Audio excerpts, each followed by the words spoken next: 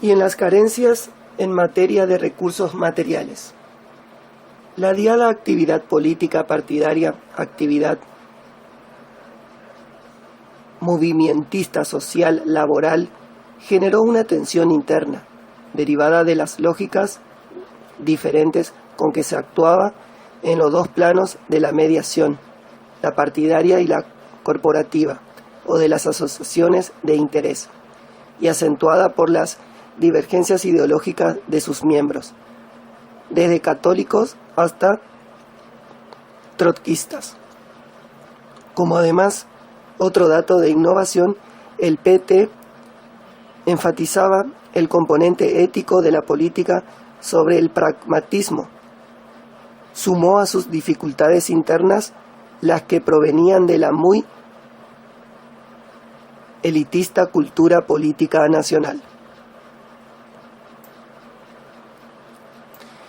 En las elecciones del 15 de noviembre de 1982 se eligieron gobernadores y legisladores estaduales y federales de los 22 estados, los prefectos y concejales de todos los municipios del país y un tercio de los senadores federales. Los resultados confirmaron una tendencia de las fases anteriores, la de la oposición vencedora en los estados más desarrollados, pese a la sorpresa, en esta ocasión, de Río Grande do Sul. La oposición en su conjunto se tornó mayoría nominal en diputados y el oficialismo lo fue absolutamente en senadores, 46-23. En ambas cámaras el segundo sumó 281 y la primera 268. Diferencia importante al actuar como colegio electoral para elegir presidente y vicepresidente. El Congreso en pleno empleó en pleno más 6 representantes del partido mayoritario en cada estado. Se aprecia así la eficiencia de la estrategia de Colbert para controlar el gobierno, aún perdiendo la mayoría en la Cámara de los Diputados y en la mitad de los estados. La fragmentación de la oposición era la garantía del continuismo gubernamental, a pesar del carácter mayoritario de la primera. La mitad del electorado contra un tercio del oficialismo y un séptimo de votos en blanco y nulo. En las elecciones de gobernadores, el norte fue homogéneamente oficialista, mientras que el sudeste fue opositor, si bien dividido con predominio del principal partido, y el sur fue, en su mayoría, perecista. Con esa convocatoria, el presidente João Figueiredo y la jefatura militar lograron afirmar el proceso de apertura, al tiempo que los partidarios de la línea dura y el servicio de inteligencia permanecieron al acecho para impedirlo. La oposición, a su vez, confirmó su moderación. En una perspectiva menos inmediata, las elecciones directas para gobernador en 1982 acabaron por producir las contradicciones entre el poder central y los estados federados, independientes de los partidos, que contribuyeron decisivamente a la caída del autoritarismo militar. Trindade, 1988, 2.20.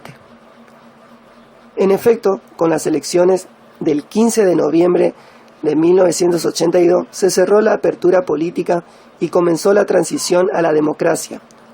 A lo largo de 1983, los partidos enfrentaron turbulentas discusiones.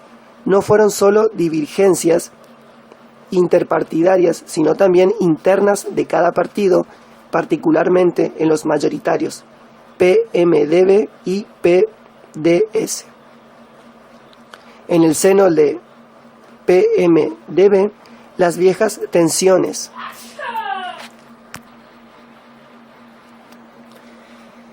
los grupos tan heterogéneos que lo componían se hicieron más manifiestas a medida que comenzaba a pensarse en la próxima sucesión presidencial. Además, el partido, al igual que el PDT, debió enfrentar una cuestión seria: cómo actuar como gobierno de los principales estados de la Unión frente a los reclamos del movimiento. Como gobierno de los principales estados de la Unión frente a los reclamos del movimiento obrero y de otras organizaciones de la sociedad civil.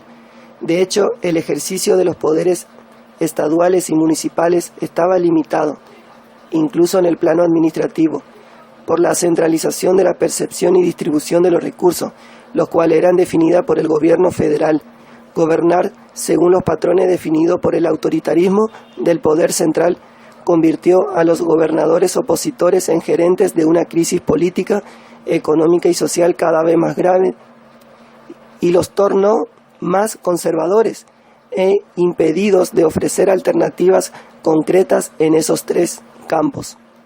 Los gobernadores del PMDB y del PDT se adaptaron a la estructura autoritaria general, al punto de casi indiferenciarse de muchos gobiernos del PDS. De hecho, el PMDB no hizo una oposición radical, estaba listo para negociar y se transformó en clara alternativa del poder al salir de una posición defensiva y pasar a la búsqueda del apoyo y lograrlo de la sociedad civil. Al obtener cierto éxito en esa estrategia y tornarse de hecho en una alternativa de poder a corto plazo, el partido se orientaba hacia la derecha, tendencia acentuada por la fusión con el PP y la obtención de 10 gobiernos estaduales en las elecciones de 1982.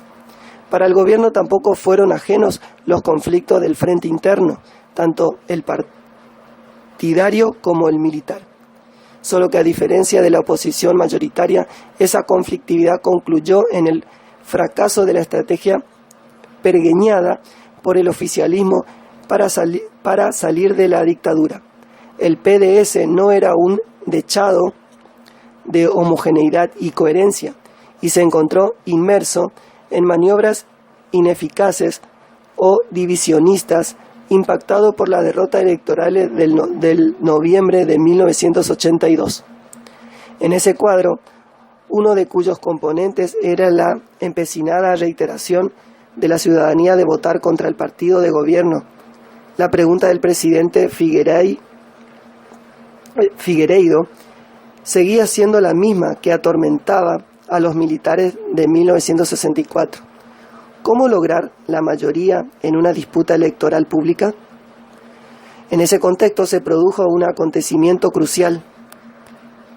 En abril de 1983, el presidente Figueiredo ratificó su posición favorable a la elección indirecta de su sucesor en 1985, expresando el deseo de un proceso sucesorio tranquilo, rigurosamente pautado por las normas constitucionales en vigor.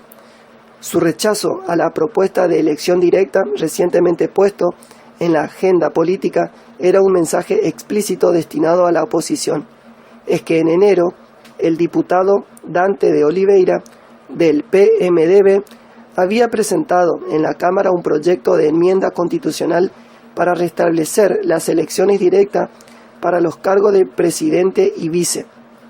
El proyecto trascendió de inmediato los marcos legislativos y produjo un fuerte impacto en la sociedad civil, sumado masivos apoyos de peso en los meses siguientes. La consigna, directa ya, se tradujo en una acción política de masas perceptibles en un maratón de actos, inicialmente por diferentes ciudades pequeñas y medianas del país. La estrategia fue dejar las principales para la fase final, previa a la votación de la enmienda en el Congreso. La campaña fue una sucesión de fiestas y manifestaciones populares, con actos entusiastas, pacíficos, disciplinados, ni siquiera turbados o amedrentados por la provocación del servicio de inteligencia del ejército. Es que, como escribió Wanderley Guilherme dos Santos 10 años después, fueron puestos en fuga todos los miedos, temores, todas las sombras, amenazas, intimidaciones. La reacción del gobierno sorprendió por una acción opositora, demostrativa de iniciativa política, hasta entonces casi siempre privativa del oficialismo, y de un formidable apoyo popular, no encontró argumentos capaces de torcer la campaña. Reveló así su importancia para frenar